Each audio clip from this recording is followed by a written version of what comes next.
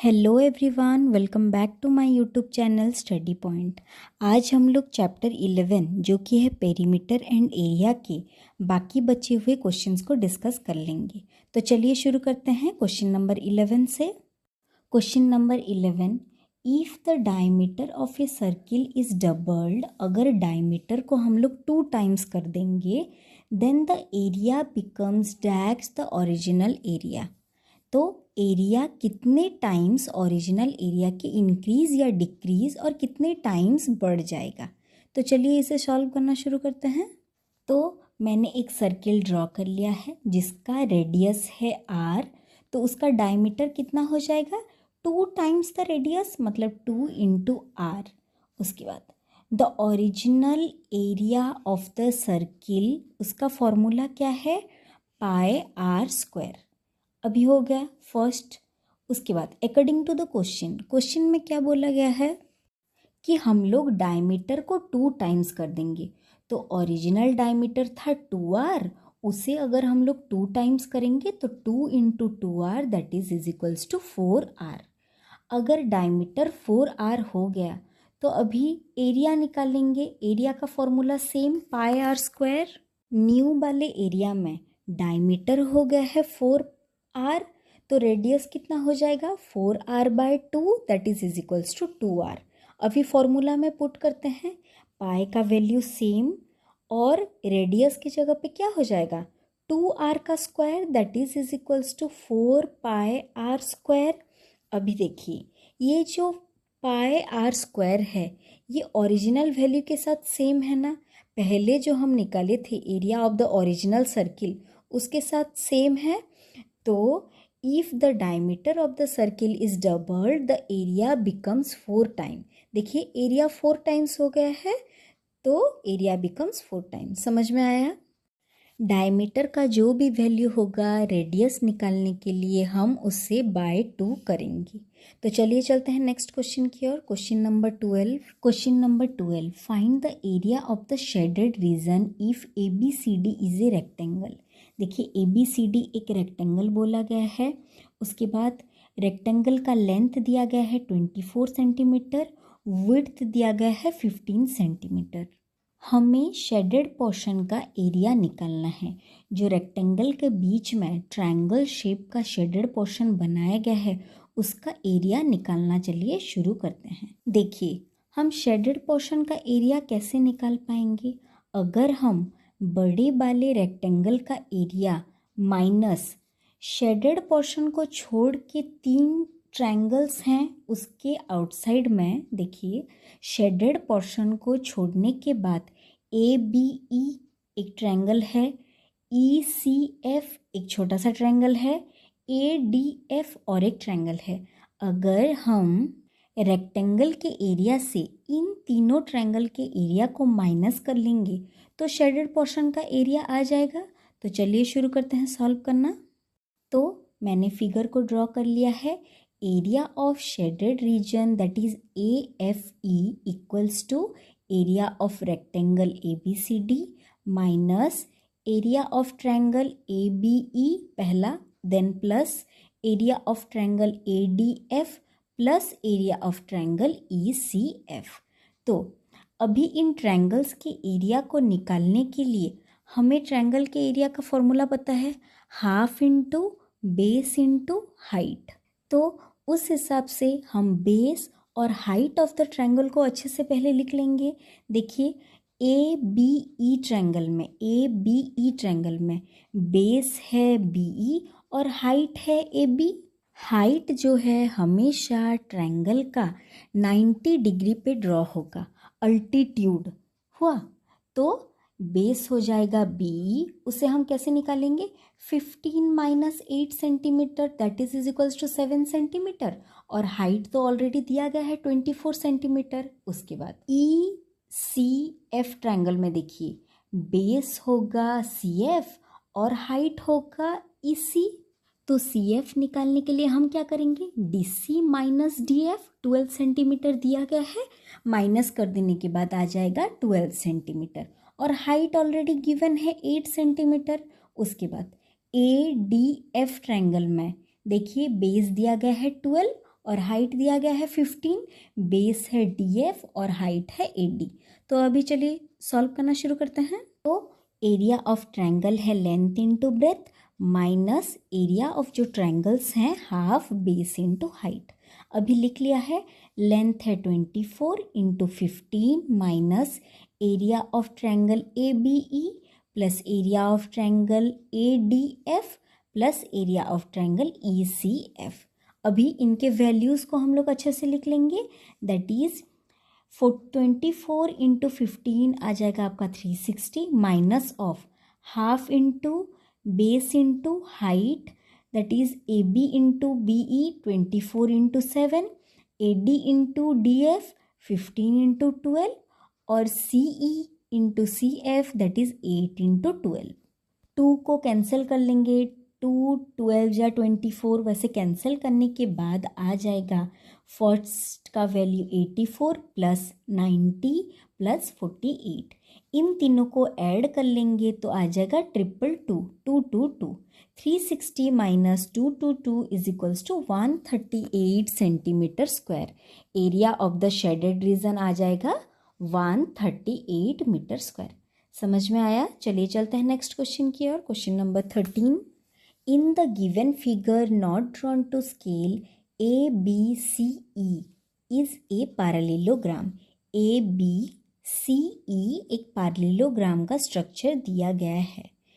उसके बाद P is the mid point of AD। P जो है AD लाइन सेगमेंट का मिड पॉइंट है and AD perpendicular to EC। देखिए परपेंडिकुलर 90 डिग्री शो किया गया है।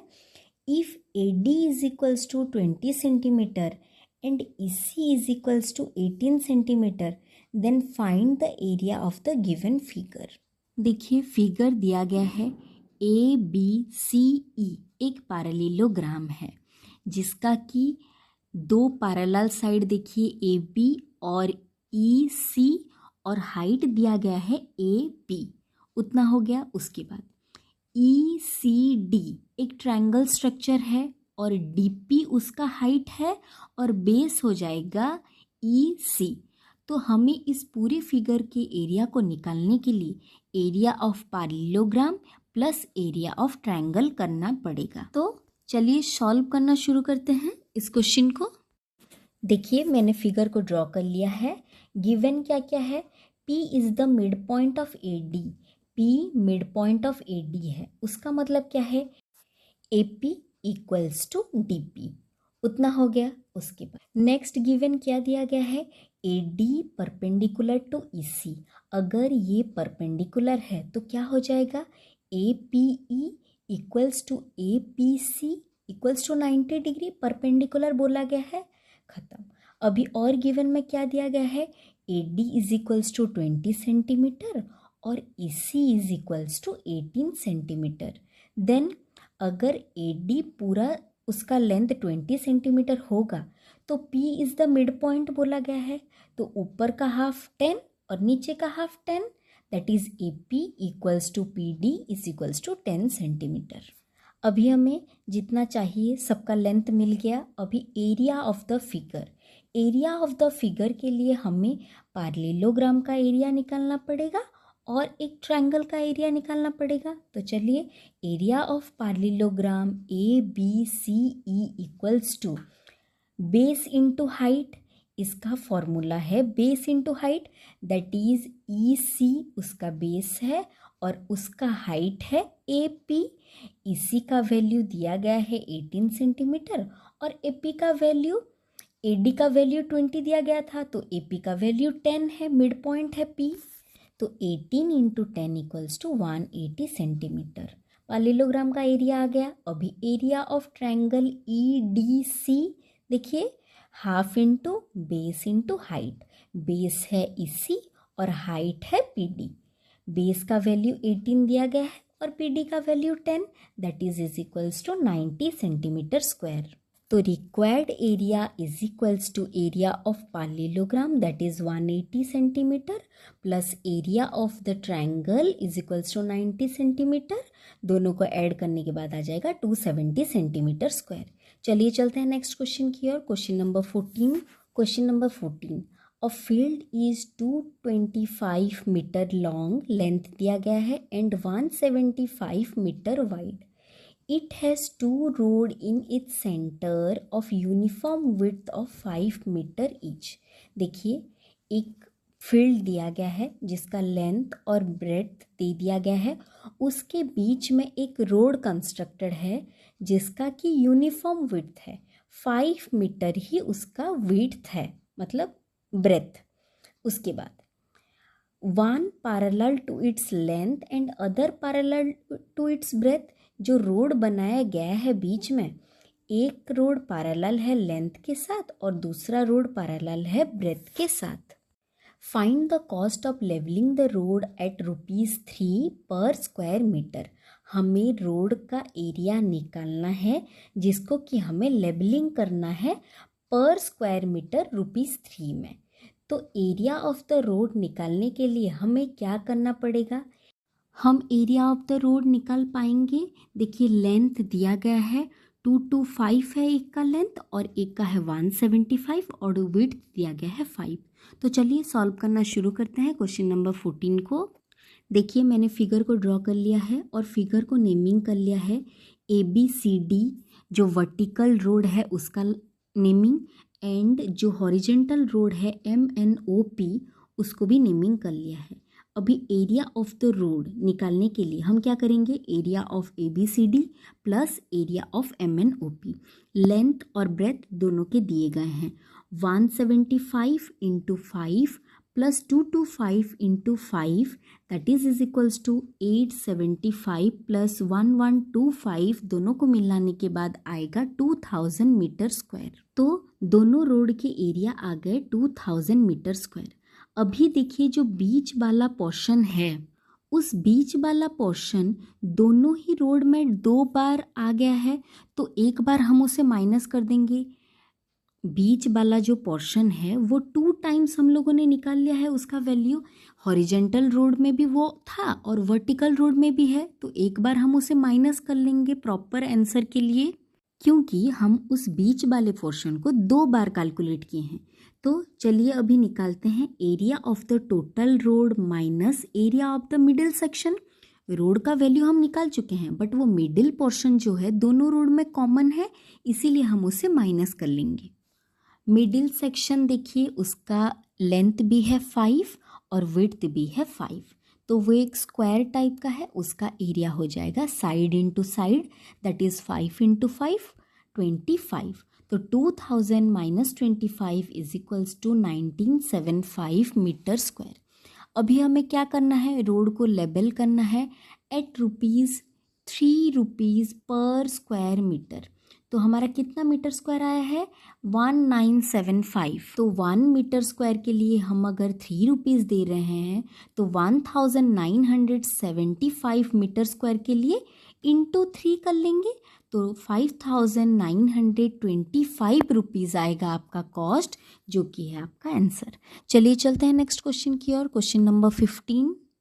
People of a village take good care of plants, trees and animals. They marked some land for their pets, cow and ox, and for plants. Find the ratio of the area kept for animals and plants together to the total area of the land. एक गांव में कुछ जो people थे, they take a good care of their plants, trees and animals. वो लोगों ने अपने लैंड पे मार्क करके रखा हुआ था land for their pet such as cow and ox and for plants also. हमें रेशियो किसका निकालना है? एनिमल्स का और प्लांट्स का together is to total area of the land. Animals और प्लांट्स के लिए कितना लैंड है? Is to total area of the land. तो चलिए फिगर को देख लेते हैं और क्वेश्चन को सॉल्व करना शुरू करते हैं. देखिए, फिगर में टोटल जो एरिया है उसका लेंथ है 25 मीटर और विड्थ है 15 मीटर. जो प्लांट्स के लिए एरिया है उसका लेंथ है 8 मीटर और विड्थ है 2 मीटर. और एनिमल्स के लिए such as cow and ox के लिए जो एरिया है, काउ तो रेक्टेंगुलर शेप में है और ऑक्स सर्कुलर शेप में, तो उस रेक्टेंगुलर शेप का लेंथ और ब्रेथ है 6 और 3, और जो सर्कुलर शेप है उसका डायमीटर दिया गया है 7 मीटर। अभी सभी के एरिया को हम पहले निकाल लेते हैं और उसके बाद रेशियो को फाइंड आउट करते हैं। मैंने फिगर को ड्रॉ कर लिया है, सभी के लेंथ और ब्रेथ को लिख लिया है। हमें रेशियो किसका फाइंड आउट करना है? एनिमल्स पर plus plants is to total land. तो हम लोग निकाल लेते हैं एरिया ऑफ एनिमल्स के लैंड को। एनिमल्स में है काउ और ऑक्स। काउ का लेंथ और ब्रेथ दिया गया है क्योंकि वो रेक्टेंगुलर शेप में है, तो 6 × 3 प्लस जो सर्कुलर शेप है उसका एरिया होगा πr²। तो पाई का वैल्यू है 22/7। अगर आपको पाई का वैल्यू क्वेश्चन में दिया गया रहेगा कि आप 22/7 पुट कीजिए तो वो पुट कीजिएगा, वरना 3.14 वैल्यू दिया गया रहेगा। अगर कुछ भी नहीं दिया गया है तो आप हमेशा 22/7 को ही रेफर कीजिएगा। उसके बाद और रेडियस का वैल्यू क्या है? डायमीटर दिया गया है 7, तो रेडियस हो जाएगा डायमीटर बाय 2, दैट इज 7/2 × 7/2। तो 6 × 3 आ गया 18, और इसको हम जब सॉल्व करेंगे तो आएगा 38.5। इन दोनों को ऐड करने के बाद आ रहा है 56.5 मीटर स्क्वायर। उसके बाद निकालेंगे एरिया ऑफ प्लांट्स। प्लांट्स का एरिया लेंथ और ब्रेथ दोनों ही दिया गया है 8 × 2, that is equals to 16 metre square. अभी total area for plants and animals together add कर लेंगे, आ गया हमारा 72.5 मीटर स्क्वायर। अभी जो पूरा लैंड है गांव का उसको कैलकुलेट कर लेंगे। Area of land is equals to length that is 25 metre into 15 that is width is equals to 375 metre square. तो अभी रेशियो निकाल लेंगे। चलिए, ratio is equals to area of plant plus animal is to total area. Plants और animals का आया है 72.5 is to 375। इसे हम जब सिंपलेस्ट फॉर्म में कन्वर्ट करेंगे तो आ जाएगा 29.150 रेशियो। तो चलिए चलते हैं नेक्स्ट क्वेश्चन की ओर। Question number 16। Question number 16, a table is in the form of a circle. एक टेबल का शेप दिया गया है, circular shape. A circular region enclosed a beautiful design as shown in the figure। देखिए, outer circle और inner circle के बीच में एक डिज़ाइन शो किया गया है। Yes, the inner area is 5544 centimetre square. जो इनर का छोटा वाला सर्किल है उसका एरिया दे दिया गया है, एंड द आउटर सर्कम्फरेंस, जो आउटर बाउंड्री है बड़े वाले सर्किल का, वो दिया गया है 352 centimetre. Find the width of the circular design. हमें सर्कुलर डिज़ाइन का विड्थ निकालना है। तो चलिए सॉल्व करना शुरू करते हैं। गिवन दिया गया है इनर एरिया। इनर सर्किल का एरिया दिया गया है 5544 सेंटीमीटर स्क्वायर, और सर्कम्फरेंस दिया गया है बड़े वाले सर्किल का, दैट इज़ 352 सेंटीमीटर। अभी सॉल्व करना शुरू करेंगे। हमें पहले रेडियस निकालना पड़ेगा। Let the radius of the smaller circle be r. चलिए, स्मॉलर सर्किल के रेडियस को हम लोग आर ले लेते हैं। तो एरिया का वैल्यू दिया गया है 5544 और रेडियस हम लोगों ने ले लिया है आर। फॉर्मूला है πr² इक्वल्स टू 5544। पाई का वैल्यू हमें पता है, that is 22/7 into r² equals to 5544। r² is equals to 5544। 7 equal to के लेफ्ट हैंड साइड में डिवाइड हुआ है तो इस साइड आके मल्टीप्लाई हो जाएगा, और 22 जबकि मल्टीप्लाई हुआ है तो इक्वल टू के दूसरे साइड आके डिवाइड हो जाएगा।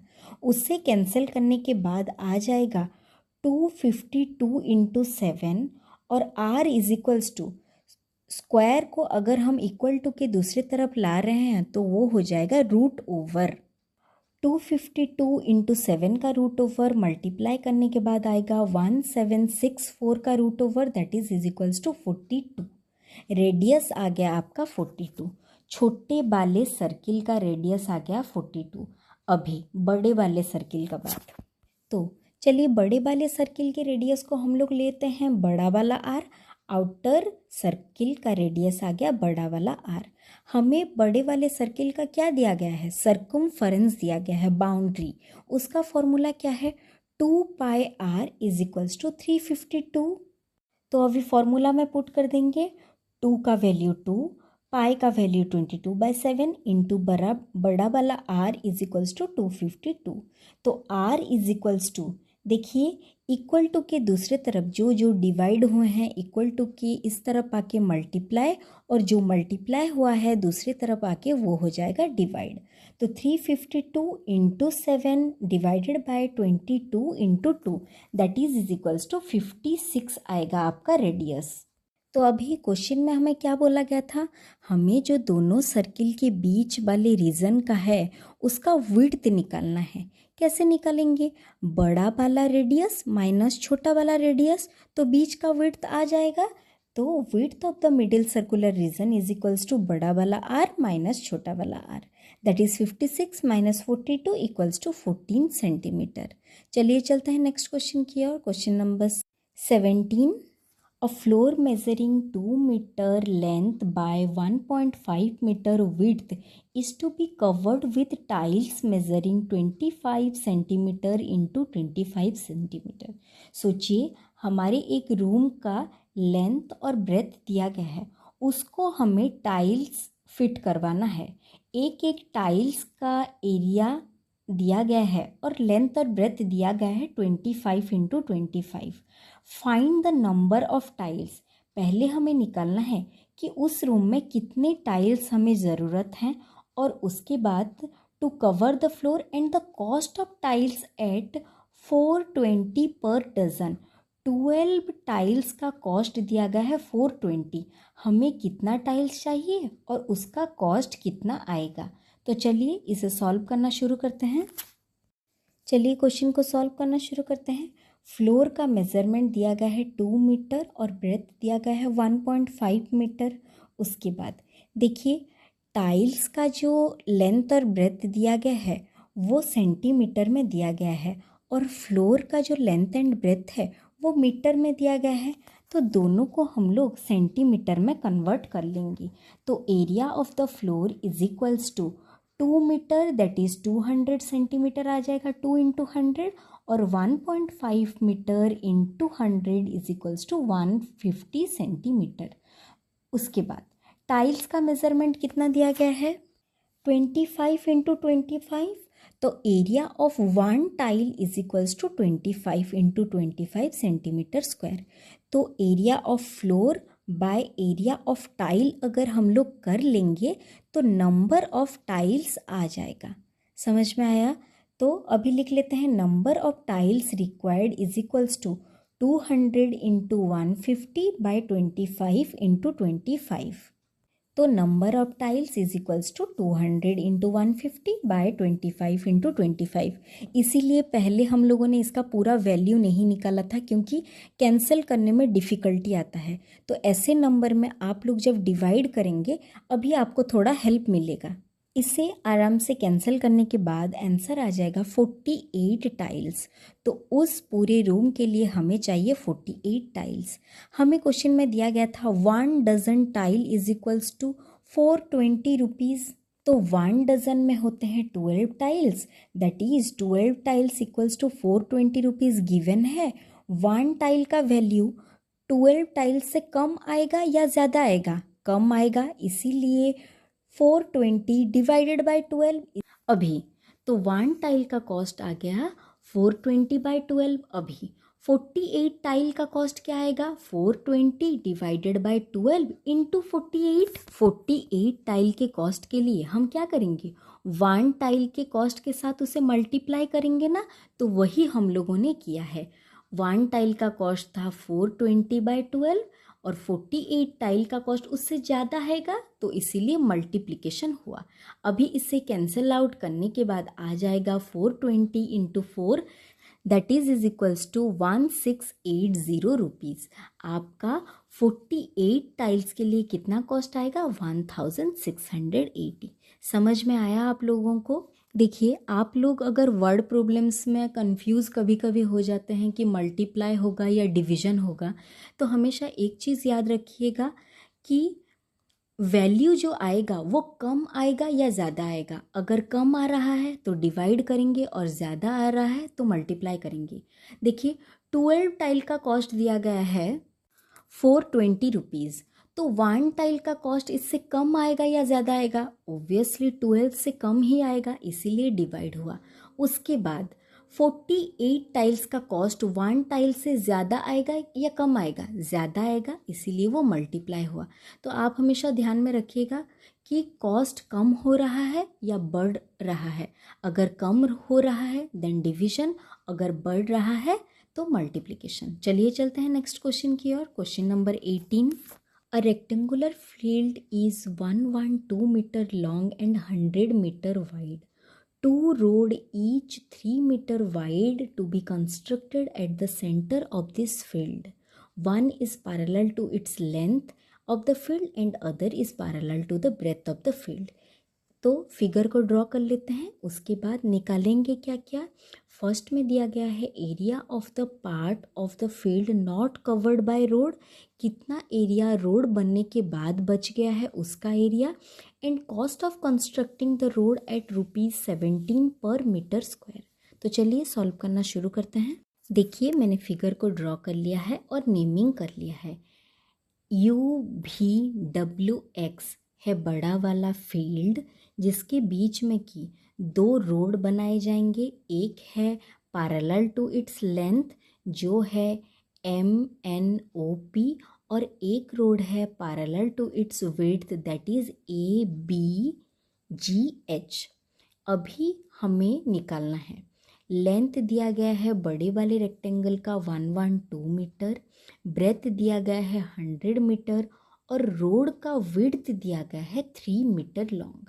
अभी फर्स्ट में हमें बोला गया है area of the part not covered by road. तो area that is not covered by road हम लोग कैसे निकालेंगे? अगर हम लोग बड़े वाले रेक्टेंगल से एरिया ऑफ द रोड को माइनस कर लेंगे तो नॉट कवर्ड बाय रोड निकल जाएगा।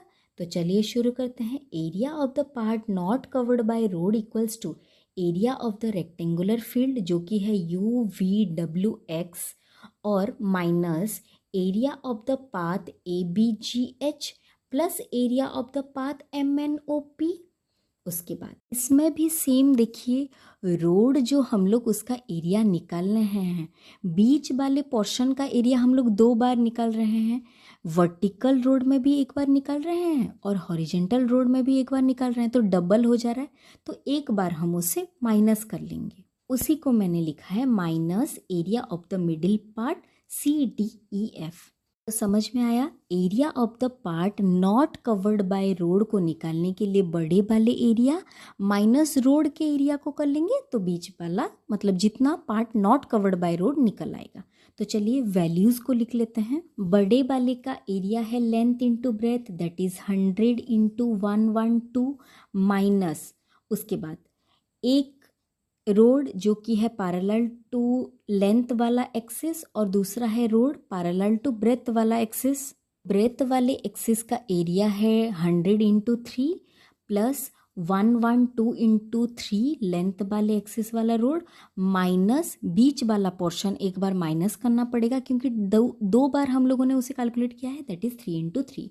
सभी के वैल्यू को असेंबल करके लिख लीजिए। वैल्यू आ गया बड़े वाले रेक्टेंगुलर फील्ड का एरिया 11,200 माइनस, इसे ऐड और सब्सट्रैक्ट करने के बाद आ रहा है 627, that is equals to 10,573 metre square.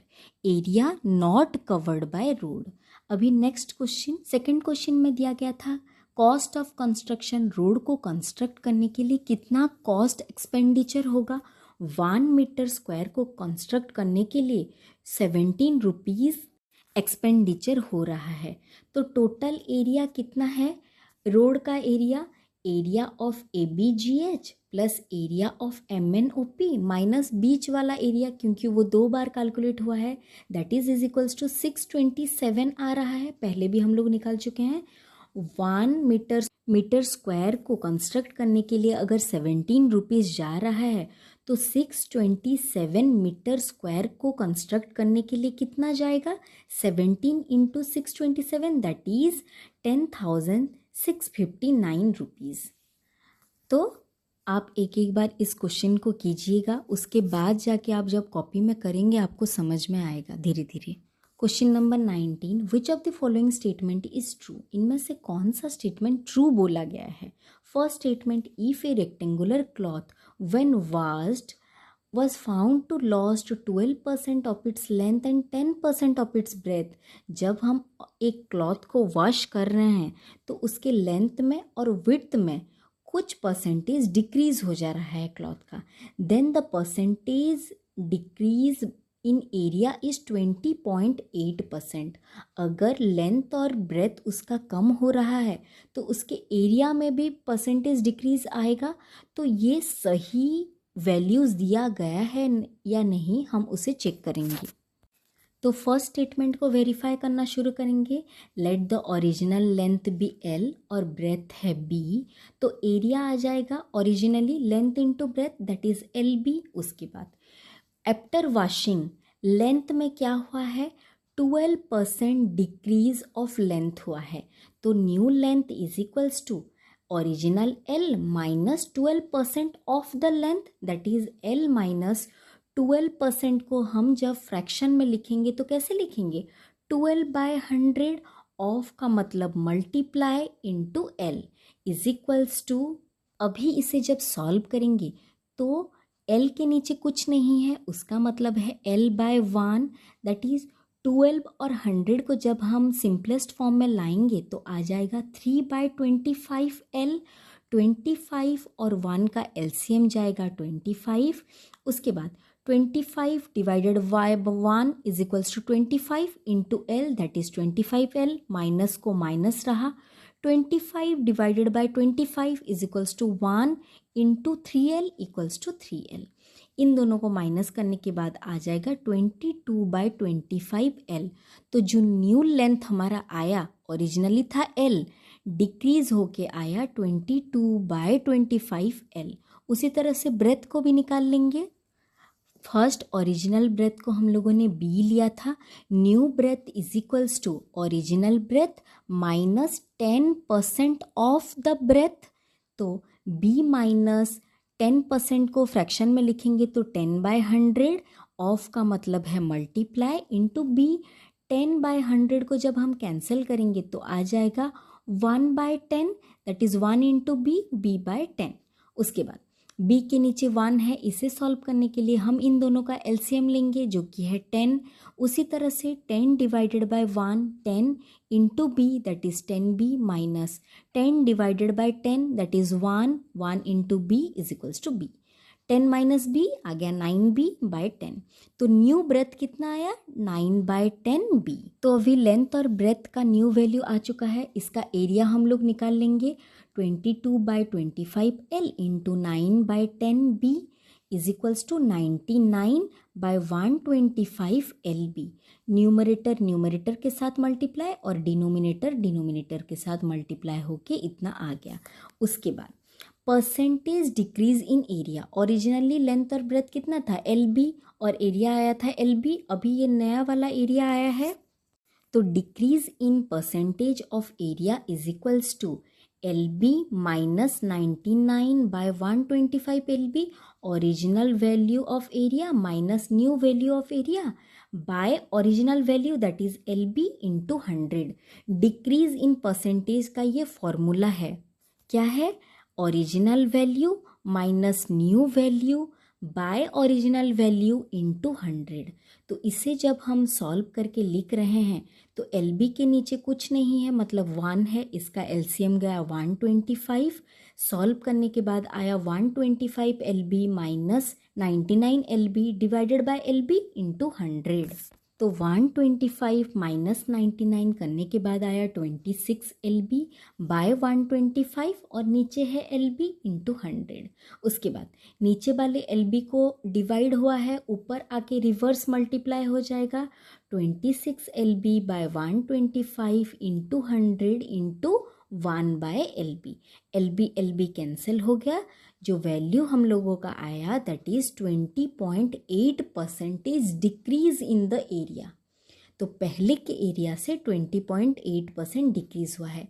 तो फर्स्ट वाला स्टेटमेंट जो वैल्यू दिए गए थे वो सभी सही हैं, फर्स्ट स्टेटमेंट ट्रू है। अभी सेकंड स्टेटमेंट है if the perimeter of two rectangle is equal then their areas is also equal.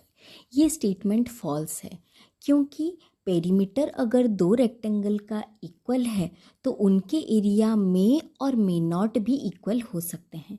तो ओनली स्टेटमेंट 1 इज करेक्ट। चलिए चलते हैं लास्ट क्वेश्चन की ओर। Question number 20, find the value of P Q and R. First statement, a circular pond is surrounded by a 2 metre wide path. एक pond के edge में 2 metre wide path बनाया गया है। If the outer circumference of the circular path is 44, then area of the path। तो देखिए outer circular circumference का दिया गया है 44 मीटर, और हमें क्या निकालना है, हमें पॉन्ड का रेडियस निकालना है। तो आउटर सर्किल माइनस जो 2 मीटर वाइड पाथ दिया गया है, अगर उसे हम माइनस कर लेंगे तो अंदर के पॉन्ड का रेडियस निकल जाएगा। तो देखिए मैंने स्ट्रक्चर को बना लिया है। अंदर का जो छोटा वाला रेडियस आर है वो है पॉन्ड, और बाहर जो है वो सर्कम्फरेंस का जो दिया गया है वो है कैपिटल आर। देन बीच का तो पाथ है वो है 2 सेंटीमीटर बोल के बोला गया है। तो let R be the radius of outer path और छोटा R be the radius of inner path. Outer circumference दिया गया है 44, तो आउटर सर्कम्फरेंस से हम लोग कैपिटल आर का वैल्यू निकाल लेंगे, that is 2 pi R equals to 44 given है। 2 into 22/7 into capital R is equals to 44। R is equals to जो इक्वल टू के इस तरफ मल्टीप्लाई हुए हैं वो इक्वल टू के दूसरी तरफ जाके डिवाइड होंगे, और जो डिवाइड है वो मल्टीप्लाई हो जाएगा। तो 44 into 7/2 into 22 that is equals to 7। तो इनर सर्कुलर पॉन्ड का रेडियस कितना होगा, capital R minus path 2 that is 7 minus 2 is equals to 5 metre. तो आ गया पॉन्ड का रेडियस छोटा वाला R is equals to 5 metre. चलिए चलते हैं नेक्स्ट की तरफ। इनर रेडियस को निकालने के बाद क्वेश्चन में बोला गया है कि एरिया ऑफ द पाथ निकालना है। एरिया ऑफ द पाथ हम लोग कैसे निकालेंगे, हम लोग क्या करेंगे, area of the outer circumference minus area of the inner circular pond is equals to area of path निकल जाएगा। दोनों को अगर हम माइनस कर लेंगे तो एरिया ऑफ द पाथ निकलेगा।